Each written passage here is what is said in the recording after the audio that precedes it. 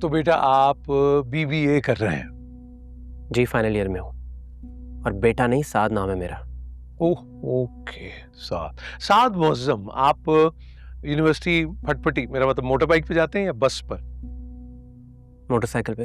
तो दिल तो चाहता होगा आपका कि गाड़ी हो आपके पास। बिल्कुल है। कभी ऐसा भी दिल चाहा है कि जो आपकी बहन सहर है उनकी गाड़ी आपके पास आ जाए? नहीं, ऐसा नहीं है। खुद मेहनत करके अपनी गाड़ी खरीदना चाहता हूं मैं। Wow, you believe in share hard work, यानी पूरी मेहनत करके। शॉर्टकट पे बिलीव नहीं करते आप? शॉर्टकट मतलब ये कि क्या आपके वालिद मोहतरम और वालिदा माजिदा ने आपको अपनी प्लानिंग के बारे में बताया था? कैसी प्लानिंग? अच्छा, आप ये बताएं कि आप अपने अम्मा अब्बा को क्या कह के बुलाते? अम्मी अब्बू। अम्मी अब्बू। तो ये बताएं कि क्या आप अम्मी अब्बू के ज्यादा करीब हैं या सहर? सहर आपी। सहर आपी। आपको ये कब पता चला कि आपकी सहर आपी के साथ रेप का वाकया हो गया? जिस रात वो डिनर से घर वापस आई उसी रात। फिर आपने क्या कहा? मैंने कहा कि मैं कामरान से बदला लूंगा। तो बदला लिया?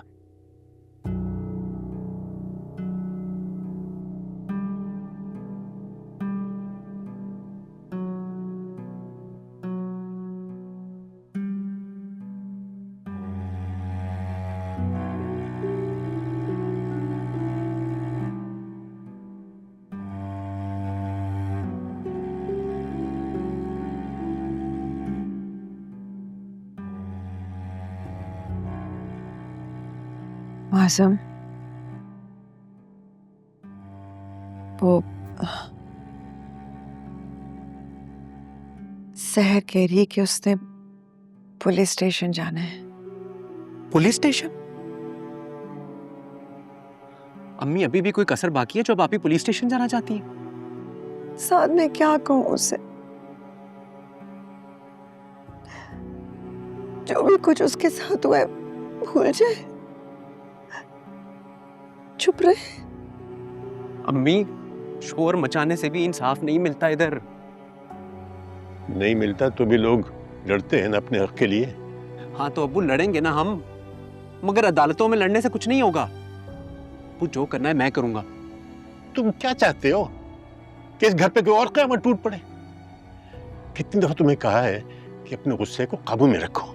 ये बात आप लोग मुझे नहीं आप ही को समझाएं। आप लोग समझ क्यों नहीं रहे? ये बात बाहर आएगी तो वो क्या मुंह दिखाएंगे लोगों को? आप लोग रिश्तेदारों को क्या जवाब देंगे? मैं यूनिवर्सिटी क्या मुंह लेकर जाऊंगा? साद बेटा, मेरा मतलब साद मुअज्जम, आपने फिर बदला लिया? नहीं लिया बदला। क्यों? बस इतनी देर के लिए गरज आ गई थी? मेरे घर वालों ने मुझे मना कर दिया था। घर वाले?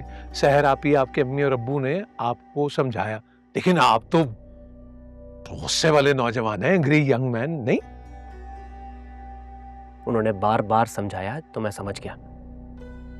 उन्होंने बार बार ये समझाया कि बहुत से पैसे मिलने वाले। क्या मतलब है? अरे मतलब तो मुझे समझ में नहीं आ रहा साद मुअज्जम। एक पल में गैरत जागी, दूसरे में सो गई। Objection your honour. फाजिल वकील कानून को हाथ में ना लेने को गैरत का एक ताना बनाकर गवाह पर दबाव डाल रहे हैं। बुखारी साहब, गैरत के नाम पे कत्ल पहले ही बहुत बड़ा मसला है हमारे यहाँ, और आप कानून हाथ में लेने की बात कर रहे हैं। जी लॉर्डशिप, यही तो मैं पूछना चाह रहा हूँ, क्या घर में किसी ने मना किया था कि कानून हाथ में नहीं लेना, क्योंकि गैरत के जागने सोने का तो कोई सवाल ही नहीं? मेरी गैरत जाग भी रही है और अपने होशो हवास में भी है, मगर मेरे घर वालों ने मुझे समझाया कि कानून को हाथ में लेना कोई गैरत का काम नहीं है। क्योंकि आप शहर की तरह अपने वालिदैन के करीब नहीं है ना, तो उन्होंने आपको बताया ही नहीं कि रेप तो हुआ ही नहीं था, तो फिर गैरत का तो कोई मामला ही नहीं है। क्या मतलब रेप नहीं हुआ था? Objection your honour. Objection overruled. मतलब ये कि मेरे क्लाइंट कामरान हैदर से पैसे बटोरने के लिए आपकी सहर आपी और आपके अब्बू ने ये प्लान बनाया था, and considering you the youngest and the emotional one, they kept you in dark. They simply used you. आपका इस्तेमाल किया उन्होंने। Objection your honour. फाजिल वकील महज कयास आराइयां कर रहे हैं, सवालात नहीं। बुखारी साहब, बकवास बंद करो अपनी। क्यों भाई? पैसे देखकर मेरी गैरत तो नहीं सोई ना? और मैं तो ये शॉर्टकट पे यकीन ही नहीं रखता साद बेटा, मेरा मतलब Saad Muazzam, then why should I keep my mouth shut? आप ये बताइए कि क्या ये सच है कि जब सहर और आपके वालिदैन को ये पता लगा कि आप तैश में आकर कामरान की जान ले लेंगे, तो उन्होंने आपको सारा प्लान बता दिया? एंड यू नो व्हाट, जब सारी बात आपको समझ में आ गई, प्लान समझ में आ गया, तो आपने कामरान से बदला लेने का इरादा ही तर्क कर दिया। कहानियां क्यों बना रहे हो? सवालात खत्म हो गए हैं क्या? ढीठ क्यों बन रहे हो? शर्म नहीं आ रही है क्या? Objection your honour. Mister Bukhari, क्या कोई भाई ऐसा हो सकता है जो अपनी बहन पर रेप का झूठा इल्जाम लगाकर एक मासूम इंसान को फंसाने के प्लान का हिस्सा बन जाए? बुखारी साहब, क्या कोई भाई ऐसा हो सकता है जिसकी गैरत एक बंगले और गाड़ी के लालच में सो जाए? मैं जान ले लूंगा तुम्हारी, कत्ल कर दूंगा तुम्हारा। ये वक्कल कहो थे, मैं बाप की जागीर नहीं था, कुछ भी करोगे तो। ये क्या हो रहा है मिस पीनिश? मैं माजरत चाहती हूँ योर ऑनर। कंट्रोल करो इसे, अखाड़ा बना के रख दिया मेरी अदालत को। अब अगर ऐसी हरकत हुई तो मैं कंटेम्प्ट ऑफ कोर्ट में जेल भेज दूंगा इसे। दिमाग सही है तुम्हारा, बेवकूफ। छोड़े, मैं बात करती हूँ। मना भी किया था तुम्हें साथ। क्यों गुस्सा कर रहे हो? केस खराब करना है?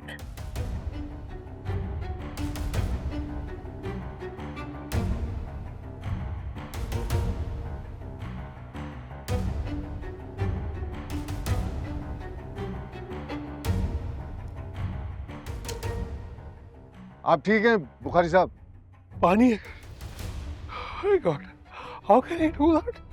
Wow.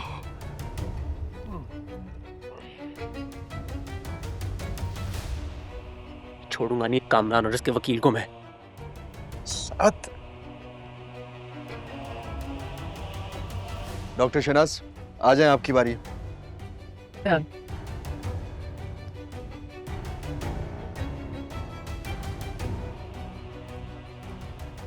Saad, I am sorry अब्बू। आप अंदर आ जाएं।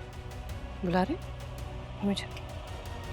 डॉक्टर शहनाज, क्या ये दुरुस्त है कि कंप्लेनेंट यानी शिकायत कुनिंदा मिस सहर अपने मुबैयना रेप के 6 रोज बाद आपके पास मेडिकल एग्जामिनेशन के लिए आई?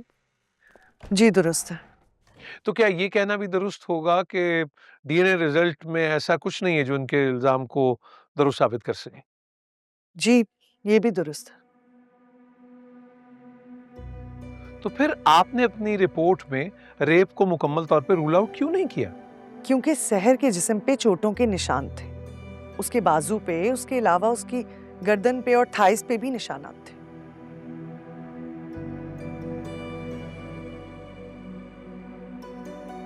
नहीं, मगर आपने अपनी रिपोर्ट में खुद लिखा कि वो निशानात तो बहुत हल्के रह गए थे और कंक्लूसिव नहीं है।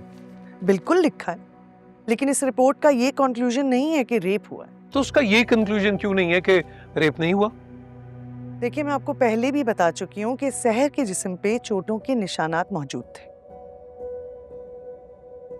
डीएनए से बड़ा तो और कोई सबूत नहीं है ना डॉक्टर साहब, तो रिपोर्ट में तो कुछ नहीं आया। देखिए, डीएनए टेस्ट सिर्फ ये बताता है कि 2 लोगों के दरमियान जिनसी ताल्लुक कायम हुआ था या नहीं हुआ था। ये नहीं बताता कि वो ताल्लुक रजामंदी से हुआ था या नहीं हुआ था। सहर के जिस्म पे चोटों के निशानात थे योर ऑनर, और उनकी नौयत देख के यही लगता है कि जो कुछ भी हुआ उसमें सहर की रजामंदी शामिल नहीं थी।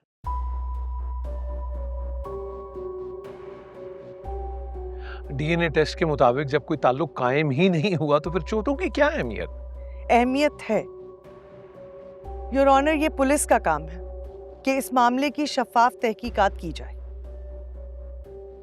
यानी आप हतमी तौर पर ये नहीं कह सकती कि रेप हुआ या नहीं? जी, क्योंकि 6 दिन गुजर जाने की वजह से हतमी तौर पे ये कहना मुश्किल है कि रेप हुआ है, मगर हतमी तौर पे ये भी नहीं कहा जा सकता कि इल्जाम झूठा है। झूठ और सच का फैसला तो आप करेंगे लॉर्डशिप, सो दैट्स ऑल।